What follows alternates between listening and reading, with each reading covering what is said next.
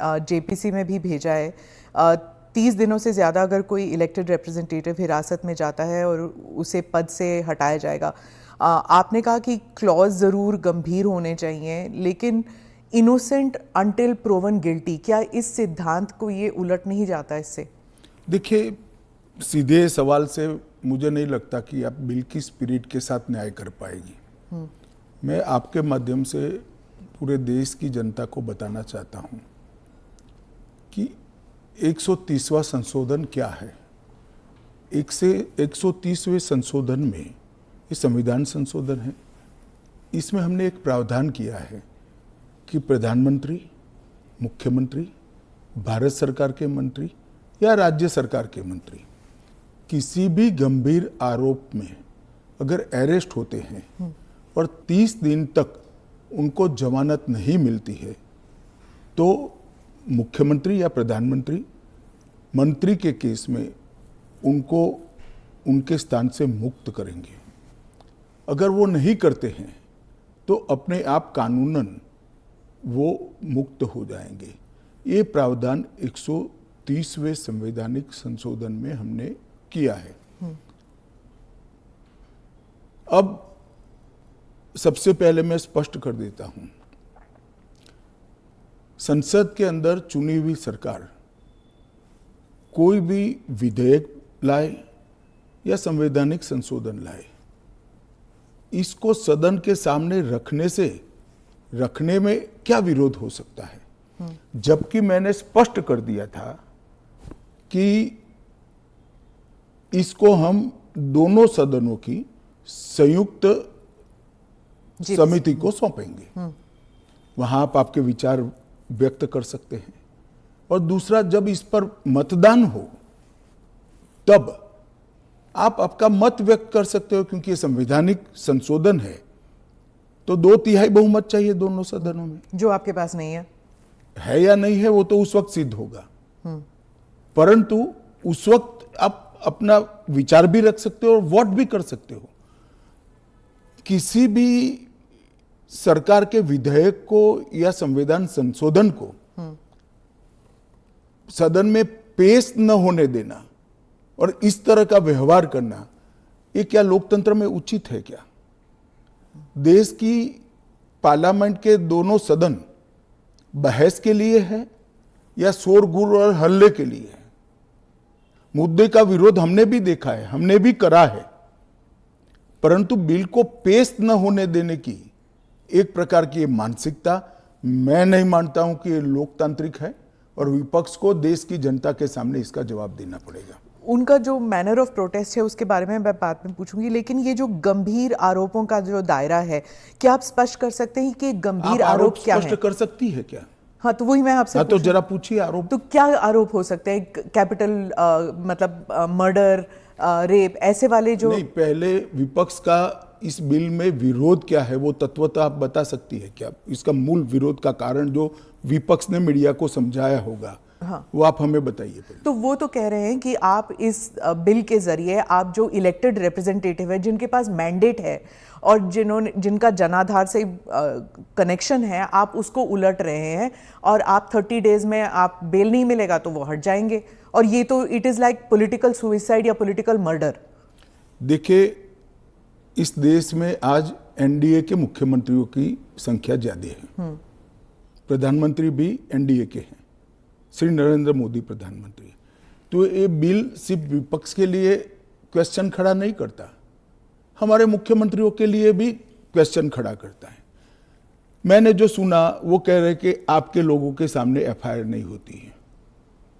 ये जनता को गुमराह करे। उनको मालूम है कि किसी भी व्यक्ति के खिलाफ आरोप है तो आप पब्लिक इंटरेस्ट लिटिगेशन के माध्यम से कोर्ट के सामने जा सकते हैं। कोर्ट ऑर्डर करेगी कि इनके खिलाफ एफआईआर करो। अगर ज्यादा ही गंभीर मामले हैं तो कोर्ट मॉनिटर भी करती है। इसमें पक्ष विपक्ष कहां आता है? ये एक सेकंड, मेरी बात पूरी नहीं हुई है। इसमें पक्ष विपक्ष नहीं आता है। और दूसरी बात, इसमें 30 दिन तक जमानत का प्रावधान किया गया है। अगर फर्जी टाइप का केस है तो देश की हाई कोर्ट और सुप्रीम कोर्ट आंख मूंद कर नहीं बैठे हैं। किसी भी केस में हाई कोर्ट और सुप्रीम कोर्ट को जमानत देने का अधिकार है। अगर जमानत नहीं मिलती है तो आपको पद छोड़ना पड़ेगा।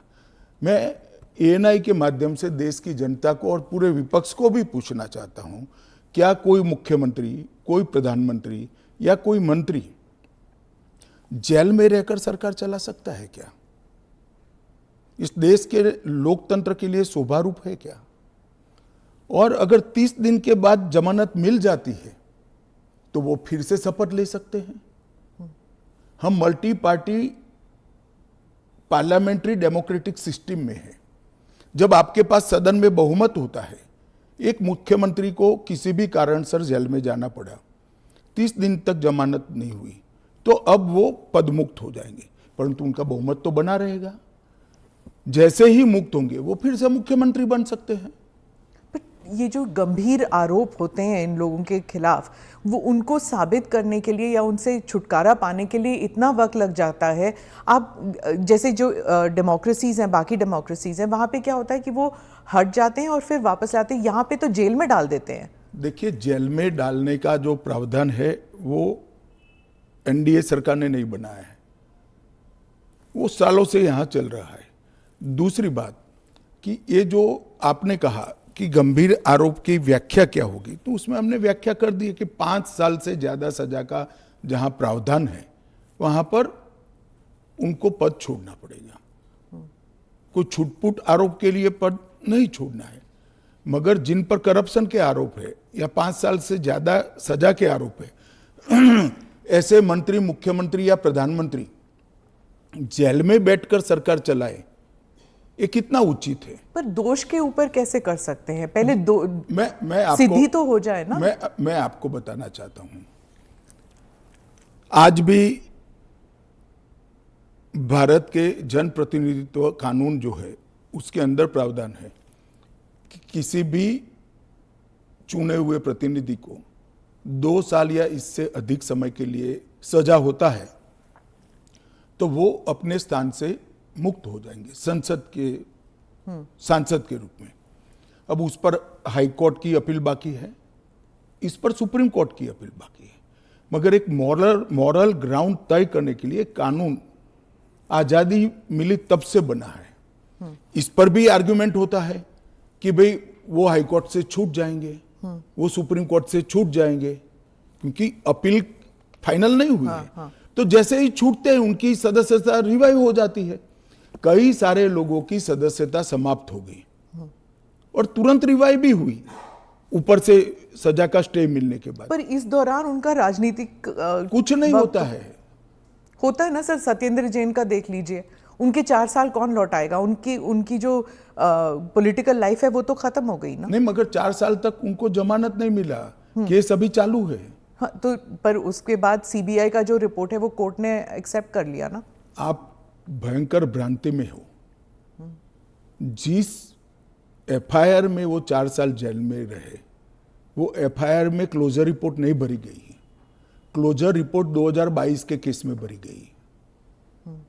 जिन 4 केसों में वो जेल में गए थे और लंबे समय तक रहे, वो 4 केसों में सीबीआई ने चार्जशीट किया है और वो ट्रायल फेस कर रहे हैं। मगर आप पार्टी के प्रोपेगेंडा का आप शिकार हो। सत्येंद्र जैन जी को जिस केसों में लंबा समय जेल में रहना पड़ा, वो सारे के सारे केसों में चार्जशीट हुआ है और वो ट्रायल फेस कर रहे हैं। और अरविंद केजरीवाल जो थे उनका भी ऐसे ही हुआ था, बेल मिला और फिर उसके बाद वो वापस आ गए। क्या यही होने वाला है हर नॉन बीजेपी चीफ मिनिस्टर के साथ? तो आप मुझे एक बात का जवाब दीजिए। नॉन बीजेपी बीजेपी छोड़ दीजिए, दोनों के लिए समान कानून है, परंतु किसी ने भी जेल से सरकार चलानी चाहिए क्या?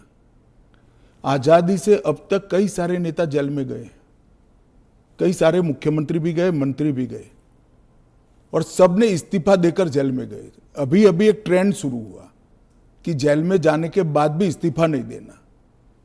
ढेर सारे ऐसे लोग हैं जिन्होंने इस्तीफा दिया। तमिलनाडु के कुछ मंत्रियों ने नहीं दिया, दिल्ली के मंत्री और मुख्यमंत्री ने नहीं दिया, और सरकार के सचिव, डीजीपी, मुख्य सचिव इनके पास आदेश लेने के लिए जेल में जाएंगे, ये क्या हमारे लोकतंत्र को दुनिया में सम्मान दिलाएगा क्या? ये मुद्दे पर चिंता चर्चा होनी चाहिए, नहीं होनी चाहिए? और मैं आज जो कांग्रेस पार्टी इसका मुखर कर विरोध कर रही है, वो कांग्रेस पार्टी के एक स्टैंड को ही मैं कह रहा हूं। जब यूपीए की सरकार थी, श्री मनमोहन सिंह जी इनके प्रधानमंत्री थे और लालू प्रसाद यादव जी इनके मिनिस्टर थे। लालू प्रसाद जी को सजा हो गई। मनमोहन सरकार एक ऑर्डिनेंस लेकर आई कि 2 साल की सजा हो तो भी अपील का स्टेज बाकी है तो उनकी सदस्यता नहीं जाती है। यही मॉरल ग्राउंड था जो आप कोट कर रही हो। तो एक ऑर्डिनेंस लेकर आए कि हम इसको बदल दे रहे हैं। ऑर्डिनेंस से बदलने का कैबिनेट ने प्रस्ताव भी किया। यही श्री राहुल गांधी इसको कंप्लीट नॉनसेंस कहकर सार्वजनिक रूप से प्रेस कॉन्फ्रेंस में फाड़े थे ऑर्डिनेंस को। और देश की कैबिनेट ने और देश के प्रधानमंत्री ने जो फैसला लिया था, उनकी पार्टी के ही प्रधानमंत्री ने जो फैसला लिया था, उसका मॉरल ग्राउंड पर उन्होंने मखौल उड़ाया था। और मनमोहन सिंह एक सॉरी फिगर बनकर रह गए थे पूरी विश्व के सामने।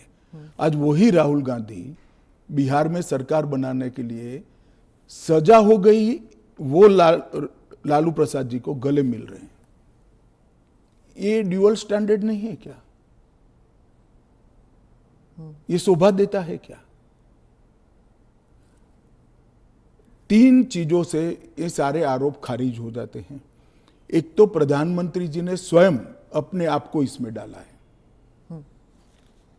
एक जमाने में कांग्रेस 39वां संविधान, प्रधानमंत्री ने डाला है, पहले नहीं थे क्या प्रधानमंत्री? ना, पहले तो प्रोविजन ही नहीं था। तो जब कानून ड्राफ्ट हो रहा था तो उन्होंने खुद डाला अपना? हाँ, खुद डाला है। पहले 39वां जो संशोधन था, इसमें इंदिरा जी उपराष्ट्रपति राष्ट्रपति के साथ साथ खुद को भी इनके खिलाफ कोई वैधता नहीं रहती है चुनावी मुकदमों का एक संविधान संशोधन लेकर आई थी। वो खैर कांग्रेस पार्टी और श्रीमती इंदिरा गांधी की नैतिकता का सवाल है। नरेंद्र मोदी जी अपने खिलाफ खुद संविधान संशोधन लेकर आए हैं कि प्रधानमंत्री भी जेल में जाएगा तो उसको इस्तीफा दे देना पड़ेगा। पर इससे एक एक्स्ट्रा जुडिशियल पावर कह लीजिए जो भी एक अधिकारी को नहीं मिल जाता कि प्रधानमंत्री से भी ज्यादा सीनियर हो जाता है वो? जी, आप ऐसे बात करिए जिसमें जैसे इस देश में कोई कोर्ट ही नहीं है। पर कोर्ट में डिलेज होते हैं ना सर? ये कानून आने के बाद नहीं होंगे, क्योंकि कोर्ट को तुरंत इंटरवीन करना पड़ेगा। किसी चुने हुए प्रतिनिधि को खारिज करने का प्रावधान हुआ है। मैं तो उल्टा कहता हूं, इससे यस और नो जो होना है वो जल्दी हो जाएगा। तो प्रेशर कोर्ट्स पे होगा डिक्लेयर करने के लिए? प्रेशर होगा ये कहना ठीक नहीं है। हाँ। मगर हमारी कोर्ट भी, पर उसी सुनिए ना, हमारी कोर्ट भी कानून की गंभीरता को समझती है। जब 30 दिन के बाद पद छोड़ना है तो वो उसके पहले इसका फैसला करेगी कि बेल मिलना चाहिए या नहीं मिलना चाहिए। हाईकोर्ट में जब केस गया कि श्री केजरीवाल जेल में है, तब उनको वहां से इस्तीफा देने चाहिए। एक पब्लिक इंटरेस्ट लिटिगेशन फाइल हुआ। हाईकोर्ट ने कहा कि हम सैद्धांतिक रूप से मानते हैं कि इनको छोड़ देना चाहिए मॉरल ग्राउंड पर, परंतु अभी के कानून में कोई प्रावधान नहीं है। चलिए, अब कानून में प्रावधान हो गया। मेरा बहुत स्पष्ट मानना है, मेरी पार्टी का मानना है, देश के प्रधानमंत्री का मानना है कि इस देश में कोई भी मुख्यमंत्री हो, मंत्री हो या प्रधानमंत्री हो, जेल में रहकर सरकार नहीं चला सकते। पहले भी कई लोगों ने मॉरल ग्राउंड पर इस्तीफा दिया है। लाल कृष्ण अडवाणी जी ने दिया था, येदुरप्पा जी ने दिया था, ईश्वरप्पा जी ने दिया था, जॉर्ज फर्नांडिस जी ने दिया था। कई सारे लोगों ने मॉरल ग्राउंड पर इस्तीफे दिए हैं। कोई जेल में जाकर सरकार नहीं चलाई। इवन हेमंत सोरेन ने दिया था रिसेंट पास्ट में। जब वो छूट कर आए तो फिर से मुख्यमंत्री बन गए। अब इसका हमने कानूनी प्रोविजन किया है, क्योंकि जब पहले कानून बने होंगे, संविधान बना होगा, तब संविधान निर्माताओं ने ऐसी निर्लज्जता का कल्पना नहीं करा होगा कि कोई भी मुख्यमंत्री जेल में जाएगा और अंदर से मुख्यमंत्री बना रहेगा। खैर, अब ऐसी घटनाएं हुई है रिसेंट पास्ट में, तो हमें हमारी नैतिक मूल्यों के स्तर को गिरने नहीं देना चाहिए। एक कानून नैतिक स्तर के मूल्यों को एक आधार देगा और इससे हमारा लोकतंत्र निश्चित रूप से मजबूत होगा। गृह मंत्री जी, विपक्ष कह रहा है कि सरकार जो है वो इस तरह के जो सिचुएशन बनाएगी या फिर कोर्ट पर दबाव डालेगी कि 30 दिन में जमानत नहीं मिलेगा। अगर 30 दिन में जमानत नहीं मिल जाता तो फिर the entire thing falls through. देखिए, ये उनका पद से चिपक रहने के लिए एक अलग प्रकार से बनाया हुआ खूबसूरत आर्ग्यूमेंट है। मैं मानता हूं हमारी कोर्ट्स संवेदनशील है और जब किसी का पद जाता है तो निश्चित रूप से कोर्ट समय मर्यादा में उनकी जमानत के फैसले करेंगे, जो भी होगा उसका। मैं विपक्ष के लिए नहीं लिखा, पक्ष विपक्ष जो भी होगा इसकी जमानत के फैसले तुरंत ही करने की पद्धति भी डेवलप होगी, ऐसा मेरा स्पष्ट मानना है। वो तो कहते हैं कि पॉलिटिक्स ऑफ वेंडेटा होगा, क्योंकि जो इन्वेस्टिगेटिंग ऑफिसर है, जो पुलिसिंग है, वो सब सेंट्रल के कमांड में आ जाता है। पूरी चीज में से आपकी सरकार नहीं, है तो फिर पूरी चीज में से कोर्ट को बाहर ही रख रही हो। तो कोर्ट जाने से पहले इन्वेस्टिगेशन भी तो होगा ना। इन्वेस्टिगेशन तो पुलिस के हाथ मैं में। समझ गया, इन्वेस्टिगेशन हो गया, गलत हुआ, मान लीजिए आरोप भी मान लीजिए, अरेस्ट भी गलत हुई, तो 30 दिन में कोर्ट कहेगा अरेस्ट गलत है। और वेंडेटा की बात कांग्रेस पार्टी कर रही है, इनको शोभा नहीं देता जी। पर ये फिर वही पॉलिटिक्स की बात हो गई ना, क्योंकि आप कह रहे हैं कि इतने सारे राज्य हैं जहां पर बीजेपी के चीफ मिनिस्टर्स हैं, लेकिन वो तो टारगेट में नहीं होंगे। वो तो कह रहे हैं कि जहां पर बीजेपी की सरकार नहीं है वहां के चीफ मिनिस्टर्स को आप टारगेट बनाएंगे, खासकर ये जो इंडिया अलायंस के जो चीफ मिनिस्टर्स हैं। देखिए, मैं अभी भी कहता हूं कि भारतीय जनता पार्टी और एनडीए शासित जो राज्य हैं वहाँ कोई भी करप्शन या हमारे मंत्री या मुख्यमंत्री के खिलाफ केस है, उनका आरोप मान लीजिए, मानने के लिए ये फर्जी आरोप है, मगर एक सेकंड के लिए मान लीजिए कि कानून का काम नहीं करेगा, तो कोई भी व्यक्ति कोर्ट के सामने जा सकता है और कह सकता है कि इनके सामने एफआईआर दर्ज करने का आदेश दीजिए। और जब उनकी सरकार थी और वो ऐसा करते थे, तब बहुत सारी जांच कोर्ट के आदेशों से शुरू हुई है। यूपीए 2 में कम से कम 12 केस में गिना सकता हूं जहां कोर्ट के ऑर्डर से सीबीआई की जांच हुई है और सारे लोग फंसे हैं। पर वो उस टाइम तो उनकी सरकार थी, अभी आपकी सरकार है। वो कह रहे हैं कि चाहे डीएमके हो या आम आदमी पार्टी हो, आप सबके नेताओं को आप जेल में डाल देंगे। ऐसे नहीं हो सकता है, ये संभव ही नहीं है, क्योंकि कोर्ट तुरंत इंटरवीन करेगी अगर इसके अंदर एफआईआर के अंदर या अरेस्ट के अंदर तत्व नहीं है तो अरविंद केजरीवाल का उदाहरण भी देते हैं कि इस प्रावधान के अनुसार अगर उन्हें जमानत 30 दिन के भीतर ना मिलती तो वो भी वहीं पे पड़े रहते, जेल में पड़े रहते, और उनको फिर वो चीफ मिनिस्टर पद से भी हटा दिया। जमानत उनको एक कानून आया ही नहीं था, फिर भी मिल गई थी। हाँ, मगर इतना जरूर होता, अगर ये कानून होता तो उनको इस्तीफा दे देना पड़ता, वो जो मैं मानता हूं कि देना चाहिए। बाहर निकलकर जब पब्लिक विरोध करने लगी तो उन्होंने दे भी दिया, मॉरल ग्राउंड पर ही दिया। अब कानूनन देना पड़ेगा, इतनी ही बात है। तो चुनाव फेस करने के पहले उन्होंने मॉरल ग्राउंड पर इस्तीफा देकर आतिशी जी को दिल्ली की मुख्यमंत्री, क्योंकि जैसे ही घूमने लगे पब्लिक ने सवाल करे। आपने कहा कि आप जीपीसी में भेजने वाले हैं, लेकिन ऑपोजिशन जो कह रहे हैं, जैसे टीएमसी जो फोर फ्रंट पे है ऑपोजिशन में इस मामले में, वो कह रहे हैं कि वो जेपीसी का हिस्सा बनेंगे ही नहीं, वो बॉयकॉट कर देंगे। फिर क्या होगा? नहीं, क्या होगा तो हम क्या कर सकते हैं? तो फिर वो कानून ले आएंगे फिर? तो उनको कौन ना बोल रहा है कि आप मत बनो, क्योंकि हम कह ही रहे हैं कि आप बनिए। आप अगर पार्लियामेंट चलाने के जो नियम बने हैं वो नियम को भी स्वीकार नहीं करोगे और आप कहोगे कि हमारी इच्छा है वही फाइनल हो, भले हम विपक्ष में हैं, ऐसा नहीं हो सकता। सरकार उनको मौका दे सकती है, अगर वो मौके का स्वीकार नहीं करते हैं तो हम क्या कर सकते हैं? हम तो रिसीविंग एंड पर हैं, क्योंकि वो रिसीविंग एंड पे हैं आप। निश्चित रूप से अगर जेपीसी बनाने का निर्णय होने के बाद भी वो जेपीसी का बहिष्कार करते हैं तो सरकार के पास विकल्प क्योंकि क्या वो कह रहे हैं कि आप सिर्फ उनका स्टैंप चाहते हैं, ये तो संविधान की हत्या है ये बिल। ऐसा नहीं है। जेपीसी में अनेक साक्ष्य बुलाए जाते हैं, सार्वजनिक जीवन के भी बुलाए जाएंगे। आप एप्लीकेशन करोगी तो आपको भी बुलाएंगे, आपका रिकॉर्ड होता है, और वो सारे दलीलों का, साक्ष्यों के दलील का काट कर रिपोर्ट तैयार होता है, और वो रिपोर्ट के आधार पर बिल को बदला जाता है। तो पूरी पार्लियामेंट की संवैधानिक प्रक्रिया को ही सिरे से खारिज कर दें। फिर तो आप ऐसे भी कह सकते हो कोई भी कानून हम पास नहीं होने देंगे, हम विरोध करेंगे। कि महत्वपूर्ण बिल है, सभी पार्टियों के सदस्यों की राय पार्टी से कंसल्ट कर एक कंसीडर्ड राय जेपीसी के सामने आनी चाहिए। और अगर जेपीसी नहीं आता, अगर वो बहिष्कार करते हैं, तब क्या होगा? तो कुछ नहीं होगा, जेपीसी अपना काम करेगी। तो कैसे काम करेगी? अगर बहिष्कार कर रहे हैं तो फिर तो पूरे ऑपोजिशन के बगैर तो मौजूदा लोग काम करेंगे। कल को आप अगर ऑपोजिशन अभी से लेकर 4 साल तक कोई काम में सहयोग नहीं होता है, देता है, तो देश नहीं चलेगा क्या? स्मिता जी, ऐसे नहीं चलता है। हम इतना ही कर सकते हैं कि उनको बोलने का मौका दे, उनको बात रखने का मौका दे। अगर वो अपनी बात रखना ही नहीं चाहते हैं, अगर बोलना ही नहीं चाहते हैं, तो देश की जनता भी तो देख रही है ना चीजों को। विपक्ष का यही कहना है कि आप हमेशा कह रहे हैं, इस बिल को लेकर कह रहे हैं कि जुडिशरी डिसाइड करेगा, जुडिशरी। लेकिन जुडिशरी में सारे केसेस इतनी लंबे तौर पर विलंबित होते हैं, नहीं चलते हैं। और एक सेकंड, जुडिशरी में बिल के केस कभी भी, मेरे अलावे किसी भी बिल का केस सुप्रीम कोर्ट में 5 दिन से ज्यादा नहीं चला है।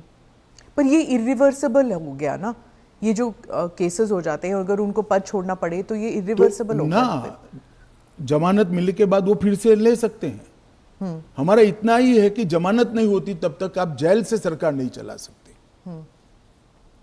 तो चलो, जमानत मिलने में 30 की जगह 40 दिन हुआ, तो 40 दिन के बाद आप शपथ ले सकते हो। इसमें कोई जुडिशियल प्रोविजंस हैं क्या इस बिल में कि थोड़ा बहुत एटलीस्ट सुरक्षित महसूस करे? यही सबसे बड़ा सुरक्षित महसूस करने का कारण है कि 30 दिन के बाद अगर आप इस्तीफा देते हो, उसके बाद में आपको जमानत मिलती है, जब चार्जशीट हो जाए वगैरह वगैरह, और जमानत अगर मिलती है तो आप शपथ ले सकते हो। इससे असुरक्षित होने का कोई भाव रखने का कारण के नजरिए में आप ऑलरेडी गिल्टी साबित हो गए ना, अगर आपको इस्तीफा देना है, फिर से इलेक्शन लड़ना है। ऐसा है, इसके पहले कितने स्टेज आते हैं पहले आप जान लीजिए। सबसे पहले एफआईआर होती है, और सीबीआई है तो पीई होती है, प्रिलिमिनरी इंक्वायरी होती है। एफआईआर होती है, एफआईआर पर आप स्टे ले सकते हो। उसके बाद में आपकी पूछताछ होती है, इस पर भी स्टे ले सकते हो। इसके बाद में आपका समन निकलता है, उसके बारे में भी आप स्टे ले सकते हो, और अरेस्ट पर भी स्टे लेते हो, और अरेस्ट होती है तो फिर जमानत के लिए अप्लाई भी कर सकते हो। ये 5 स्टेज आते हैं, रातों रात कुछ नहीं होता। मगर करप्शन में अगर आकंठ आप डूबे हुए हैं तो फिर तो अरेस्ट भी होगी, जेल में भी जाना पड़ेगा, इस्तीफा भी देना पड़ेगा। फिर भी अगर बाद में जमानत होती है तो आप फिर से शपथ ले लो भाई। मगर एक बात आप मुझे ये बताइए, क्या एज अ सीनियर जर्नलिस्ट आप इस चीज को ठीक मानती है? क्योंकि अभी तो नरेंद्र मोदी जी है तो ऐसा सवाल ही नहीं है, परंतु कभी भी देश का प्रधानमंत्री जेल में जाए तो जेल से देश का प्रधानमंत्री सरकार चलाए, वो ठीक मानती है क्या आप? देश का मुख्यमंत्री जेल में रहकर सरकार चलाए, वो ठीक मानते हैं क्या आप? क्या इस देश में ऐसी मान्यता है कि जो व्यक्ति पद पर बैठा है इसके अलावा देश चलेगा ही नहीं? भाई, आपके दल का बहुमत है, आपके दल का कोई अलग व्यक्ति आकर शासन चलाएगा। जब आपका बेल हो जाए आप जरूर चले जाइए वहां पर। मगर हमने कोई एक लेवल रखना है। फिर तो 2 साल के बाद सदस्यता भी क्यों जानी है? क्योंकि ऊपर अपील का अधिकार है, वो निर्दोष छूट सकते हैं। क्यों जानी चाहिए 2 साल? और वो कांग्रेस के समय में प्रावधान हुआ है कि अगर 2 साल से ज्यादा सेशन कोर्ट्स में जेल होती है 2 साल से ज़्यादा समय के लिए कैद का ऑर्डर होता है तो आपकी सदस्यता अपने आप समाप्त हो जाती है। गृहमंत्री जी, मॉनसून सेशन में हमने देखा कि विपक्ष ने आप पर भी आरोप किया कि आप भी जेल गए थे, आप पे भी आरोप हुआ था। तो जब उन्होंने ऐसा कहा, आपने कहा कि मुझे नैतिकता के बारे में कांग्रेस से नहीं सीखना, उस बारे में आप बताएंगे हमें कुछ? जरूर बताऊंगा। मैंने इसलिए कहा था कि मेरे पे आरोप लगा और जैसे ही मुझे समन आया, अरेस्ट छोड़ दीजिए, सीबीआई ने मुझे समन किया, मैंने दूसरे ही दिन इस्तीफा दे दिया था। अरेस्ट तो मेरी बाद में हुई। जैसे ही सीबीआई ने मुझे समन किया था, मैंने दूसरे ही दिन इस्तीफा दिया था और केस चला और केस में जजमेंट भी आया कि ये पॉलिटिकल वेंडेटे का केस था और मैं पूर्णतया निर्दोष हूं। पर वो तो बाद में आया था ना, 2016। एक सेकंड सुनिए ना। हाँ। एक सेकंड, वो जजमेंट बाद में आया। बेल मेरी पहले हो गई थी, बेल मेरी पहले हो गई थी और वो जजमेंट ऐसा आया कि कंप्लीटली पॉलिटिकल वेंडेटा के केस है, कहीं पर दूर दूर तक मेरा इस केस में इन्वॉल्वमेंट नहीं है और मुझे शंका के आधार पर बरी नहीं किया गया था। मेरे सामने के केस को खारिज किया गया था और मुझे बेल मिल गया था 96वें दिन पर। फिर भी मैंने फिर से शपथ लेकर गृह मंत्री नहीं बना था। इतना ही नहीं, जब तक मैं कंप्लीटली मेरे सामने के सारे आरोप क्वाश नहीं हुए तब तक मैंने किसी भी संवैधानिक पद पर शपथ नहीं ली थी। तो मुझे क्या विपक्ष नैतिकता के पाठ पढ़ाता है? इन लोगों ने इंदिरा जी के समय में प्रयास किया कि प्रधानमंत्री को शील्ड किया जाए और आज भी ये प्रयास कर रहे हैं कि अगर कभी जेल में जाना पड़े तो हम आराम से जेल से सरकार बनाएंगे, जेल को सीएम हाउस पीएम हाउस बनाएंगे और वहां जाकर डीजीपी जेल से ऑर्डर लेंगे, चीफ सेक्रेटरी जेल से ऑर्डर लेंगे, भारत सरकार के कैबिनेट सेक्रेटरी जेल से ऑर्डर लेंगे, भारत सरकार के गृह सचिव जेल से ऑर्डर लेंगे। इस तरह से देश चलेगा। और ये कल्पना ही मैं तो, मेरी पार्टी और मैं दोनों सिरे से खारिज करते हैं कि जो व्यक्ति बैठा है इसके बगैर इस देश का शासन नहीं चल सकता और इससे किसी का भी बहुमत पार्लियामेंट में या विधानसभा में प्रभावित नहीं होगा। एक सदस्य जाएगा, आपकी ही पार्टी के दूसरे साथी सरकार चलाएंगे और आप जब जमानत प्राप्त कर लोगे तो आप आकर फिर से शपथ कर सकते हो। इसमें आपत्ति क्या है? अमित शाह जी, आप बार बार जुडिशरी का हवाला देते हैं, लेकिन उस वक्त भी जस्टिस आफ्ताब आलम आपके घर आए थे आपसे सिग्नेचर लेने के लिए कि आप गुजरात से बाहर चले जाएंगे। ना, ऐसा नहीं हुआ है। आफ्ताब आलम साहब कभी मेरे घर पे आए नहीं है, ऐसी जरूरत भी नहीं पड़ी है। इन्होंने यहाँ रविवार के दिन स्पेशल कोर्ट बिठाकर मेरी बेल एप्लीकेशन को सुना और रिजेक्ट किया? ना, रिजेक्ट नहीं किया। इन्होंने कहा कि मुझे लगता है कि अमित शाह गृह मंत्री रहे, वो साक्ष्य को प्रभावित कर। तो मेरी जो वकील थी, इन्होंने कहा कि आपको अगर ये भय है तो जब तक बेल एप्लीकेशन डिसाइड नहीं होता हमारे क्लाइंट गुजरात के बाहर रहेंगे। वो मैंने स्टेटमेंट किया है।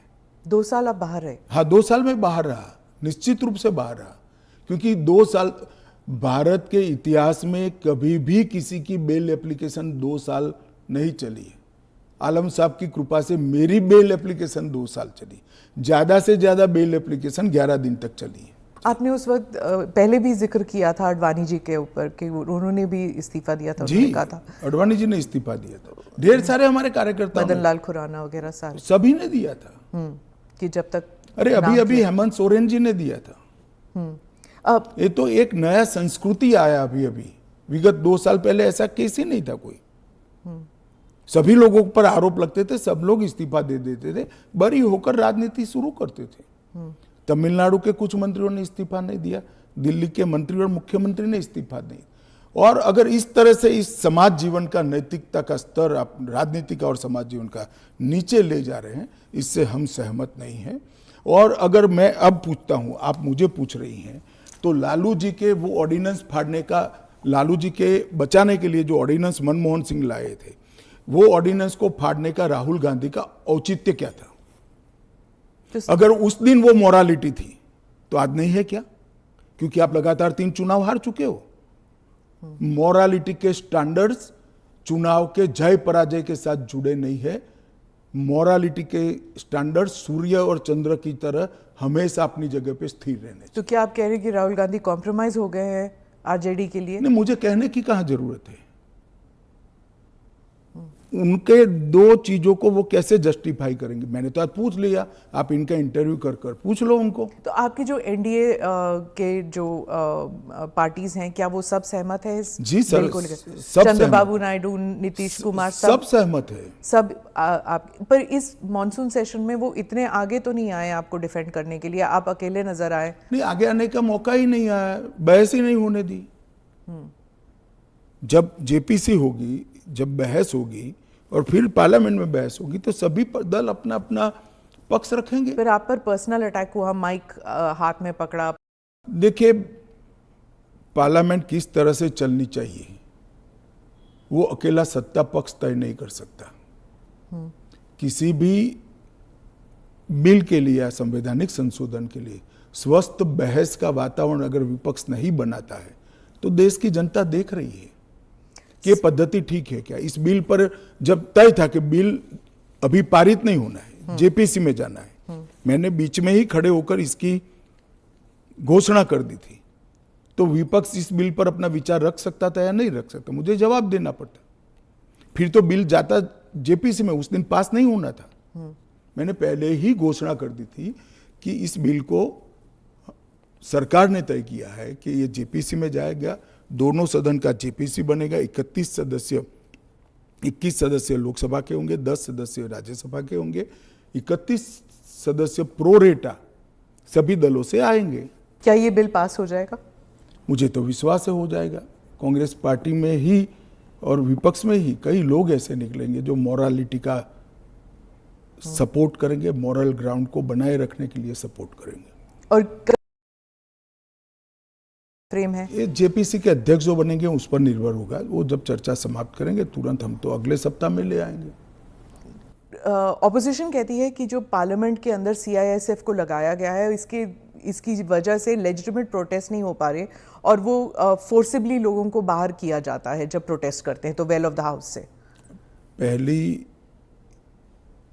एक बात की स्पष्टता आप समझ लीजिए, पार्लियामेंट के अंदर कोई भी फोर्स पार्लियामेंट की और गृह के अंदर सदन की सुरक्षा में वो स्पीकर के अधीन होती है।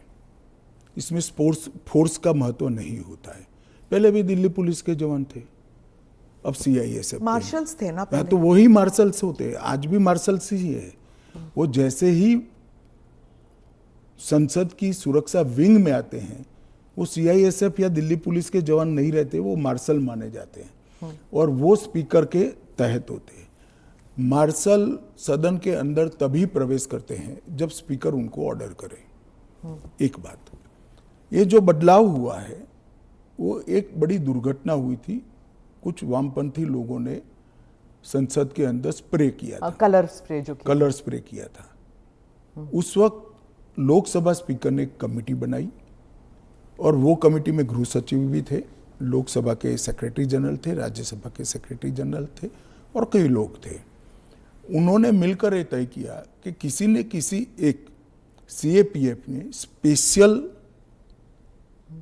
संसद की सुरक्षा के लिए ट्रेनिंग किया हुआ एक दस्ता बनाया जाए, जो दस्ता संसद सभ्यों की गरिमा, पार्लियामेंट्री प्रोसीडिंग की गरिमा और संसद की सुरक्षा तीनों का समायोजन कर काम कर पाए। और तब यह तय हुआ कि सीआईएसएफ के अंदर पार्लियामेंट की सुरक्षा के लिए एक स्पेशल दस्ता बनाया जाएगा। जो पहले दिल्ली पुलिस के लोग मार्शल के रूप में आते थे, उसी तरह से मार्शल के रूप में सभापति और स्पीकर के अंतर्गत काम करेंगे। पर ये एक सेकंड, वो संसद की बाहरी सुरक्षा को भी सुनिश्चित करते हैं और आंतरिक मार्शल का काम भी वो करते हैं, क्योंकि संसद के अंदर हथियार ले जाने की अनुमति किसी भी सुरक्षा कर्मी को नहीं है। पर ये पैरामिलिट्री हो जाता है ना ट्रेनिंग उनकी। दिल्ली पुलिस क्या होता है, वो भी पुलिस होता है, वो भी मेरे ही अंडर आता है। इनको बहाना चाहिए और वो एक प्रकार की भ्रांति जनता में खड़ी करना चाहते हैं, मगर वो निश्चित रूप से सफल नहीं होंगे, क्योंकि जनता से सीधा इंटरेक्शन उनसे कई गुना ज्यादा हमारा है। हम जनता से बात करते हैं, ऐसे ही आकर यहाँ नहीं बैठ गए हैं।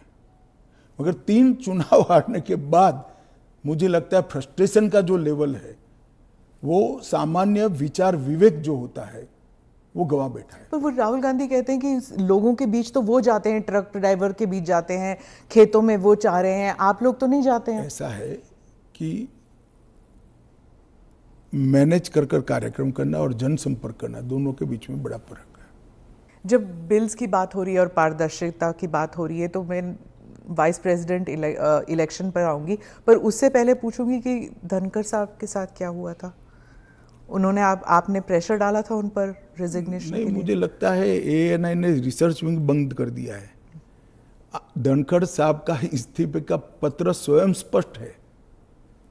इन्होंने अपने आरोग्य का हवाला देते हुए इस्तीफा दिया है, स्वास्थ्य का हवाला देते हुए, और उन्होंने सरकार के मंत्री, प्रधानमंत्री और सभी सदस्यों का हृदय से उनके अच्छे कार्यकाल के लिए धन्यवाद किया है। पर विपक्ष और सभी पूछ रहे, मीडिया भी पूछ रही है कि वो है कहाँ, हाउस अरेस्ट पे है कि ऐसा क्या है कि सच और झूठ की व्याख्या आपने शायद विपक्ष क्या कहता है इसको बना ली। पर काफी सारा बैकग्राउंड इंफॉर्मेशन तो बाहर निकल रहा था ना कि वो कुछ ट्राई कर रहे थे। ये भी बात निकल रही है कि शायद कू कर रहे थे। कौन? धनखड़ जी? नहीं, ऐसी कोई बात नहीं है जी। इसमें बात का बतंकड़ नहीं बनाना चाहिए। धनखड़ जी संवैधानिक पद पर बैठे, अपने कार्यकाल में उन्होंने संविधान के हिसाब से अच्छा काम किया जी। इनकी निजी स्वास्थ्य की समस्या के कारण इन्होंने इस्तीफा दिया है। हाँ। इसको ज्यादा खींच कर कुछ ढूंढने का प्रयास नहीं करना चाहिए। देखिए, देश में बहुत सारी पॉजिटिव स्टोरीज हैं, हमेशा इस तरह की स्टोरी के पीछे नहीं लगना चाहिए। जो NDA के जो वाइस प्रेसिडेंट कैंडिडेट है, कहा जाता है कि आपने उन्हें इसलिए पिक किया क्योंकि बीजेपी जो है अब तमिलनाडु में अपना खाता खोलना चाहती है, इसलिए? नहीं, ऐसा नहीं है। हम पहले भी तमिलनाडु में साथियों के साथ चुनाव लड़े हैं, हमारी यहाँ बहुत सारी सीटें भी आई है, ऐसा नहीं है। कहीं से भी पिक करोगे तो ऐसे कारण बनाकर पूछा जाएगा। उपराष्ट्रपति का प्रत्याशी दक्षिण से आना इसलिए स्वाभाविक है क्योंकि पूर्व से राष्ट्रपति थी, पश्चिम और उत्तर से प्रधानमंत्री जी थे, तो दक्षिण से आना बड़ा स्वाभाविक है। अब आए हैं, इसको इस दृष्टि से नहीं देखना चाहिए। श्री राधाकृष्णन जिनका बहुत लंबा राजनीतिक जीवन रहा है, वो 2 बार संसद के सदस्य रहे, हमारी पार्टी के अध्यक्ष रहे, झारखंड के गवर्नर रहे, तेलंगाना के गवर्नर रहे, पांडिचेरी के गवर्नर रहे, मुंबई के गवर्नर रहे, और सार्वजनिक जीवन में एक साफ सुथरा उनका जीवन है और एक बेहद मैच्योर राजनीतिज्ञ है। तो कई सारे एक्सपर्ट्स कह रहे हैं कि उनका चुनाव ये भी है कि वो आरएसएस